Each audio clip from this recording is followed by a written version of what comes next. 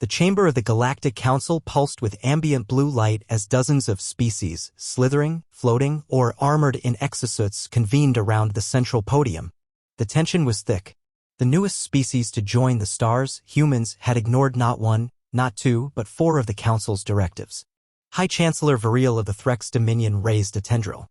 This primitive species has breached Council law repeatedly, terraforming unregulated planets, militarizing trade lanes, weaponizing dark energy. A holographic image of Earth rotated in the center. We must act now before their aggression spreads. They are an unstable, violent race. With a unanimous vote, the Council sent a final warning to Earth, a message delivered through quantum relay sealed with the sigils of galactic authority. The message was clear. Cease expansion and dismantle illegal technologies or face coordinated sanctions and military response. The reply came in under 12 minutes. Not a formal apology, not a plea for diplomacy, but a declaration of war signed by all human governments under a new banner. United Terran Response Command. To the Galactic Council, we have seen your threats. We do not bow. You will face us not as subjects, but as equals or enemies. Your move. The chamber went silent as the declaration was read aloud. One by one, alien delegates glanced nervously at each other. Did they just declare war on the entire council? Whispered the diplomat from the Hilarion Reach. Earth had always been different. When the humans first entered the interstellar stage, they were underestimated, viewed as erratic, short-lived creatures with an affinity for violence and noise. They had no genetic memory, no hive minds, no psychic networks. Yet they had something else. Resolve. When humanity discovered FTL travel, they didn't seek approval, they simply built it. When they found alien species warring over ancient relics, humans took the relics, reverse-engineered them, and gave them away for free. Their behavior was disruptive, even dangerous. But no one expected them to be suicidal. So the Council mobilized. A coalition of 87 species-readied fleets. Hundreds of dreadnoughts, carrier platforms, and gravitic siege arrays converged toward Sol. The objective was simple: cripple Earth's defenses, occupy their orbital space, and force unconditional surrender. But what awaited them was not the Earth they knew. Above Earth's orbit, 12 Terran battle arcs stood ready. Each was kilometers long, black as space, built not just to defend, but to erase. Earth's orbital space shimmered with an intricate lattice of defense satellites, kinetic rails, and AI-operated mines. The Council's fleet arrived in waves. The first to enter Sol's Edge were the Zorik Lancers, nimble ships designed for blitz strikes. They never made it to Mars. A wall of silence and fire met them. An experimental human weapon, the EM Quiet Pulse, shut down every system in a 500,000-kilometer radius.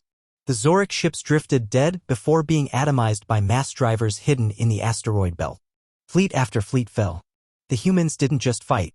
They anticipated. They knew Council protocols. They had infiltrated networks, studied doctrine, learned command patterns. It wasn't brute force, it was military artistry. In the Council's war chamber, panic began to rise. They knew we were coming. How? Admiral Varys of the Vokhtar growled. They studied us. For years. Every war game, every reaction, every treaty breach. They prepared for this. But why? They're outnumbered 10 to 1. No, Varys replied grimly. They are outnumbered, but not outmatched. As the war escalated, human ground forces began planetary strikes, not for territory, but to disable strategic Council infrastructure. On Ceta 4, a gravity forge was vaporized from orbit. On Trellis Prime, a Council relay hub was hijacked and used to broadcast human propaganda. Your superiority is a myth. We are what comes next. The humans weren't fighting for survival. They were fighting to prove a point: you don't threaten Earth. Then came the breaking point. Human forces deployed a weapon known only as Project Thorn. A targeted black hole collapse, contained, but enough to devour an entire battle group. It wasn't just power. It was a message. We don't need to conquer the galaxy, but we will burn down anything that tries to conquer us. Months passed. Losses mounted. Worlds fell silent. Council unity fractured. And then came the unexpected. A transmission from Earth. It was a simple message broadcast across all known frequencies. A human woman stood before the camera. She wore no armor, no medals. Only a gray uniform bearing the sigil of the United Terran Response. She spoke calmly. You called us unstable, primitive, dangerous. Maybe we are. But we warned you. We told you to leave us alone. You didn't listen. This war wasn't our choice. But we will finish it. We are not part of your council. We are not one of your vassals. We are humanity, and we do not kneel. The war ended in less than a year. The council sued for peace. A treaty was signed not of surrender but of recognition. Humanity would not be regulated. Earth would not bow. The Galactic Council learned a hard lesson. You can threaten a lot of species in the stars, but if you threaten Earth, they'll answer with fire.